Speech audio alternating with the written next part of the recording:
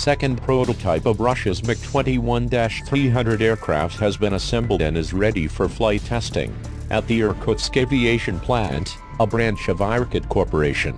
The test results of the first prototype aircraft were taken into account in the production of a new aircraft.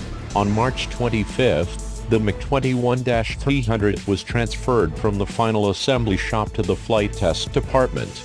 The completion of the second aircraft assembly is an important stage in the implementation of the MiG-21 program. Entering of new machines this year to flight testing will solve the key tasks of the project. To complete the certification of MiG-21 in a timely manner, to launch mass production and to put the first airliners to the customer, Denis Manchurov, Russian Minister of Industry and Trade said. At present, the fuselage of the third MiG-21-300 prototype aircraft is being assembled at the Irkutsk Aviation Plant, and the components and units of the fourth aircraft have arrived. The manufacture of aircraft parts and components intended for endurance test aircraft is underway.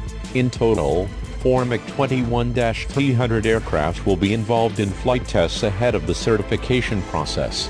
The first MiG-21-300 aircraft prototype is undergoing flight tests at the Airfield of Flight Research Institute, Gromobinsk-Yukovsky City, Moscow region.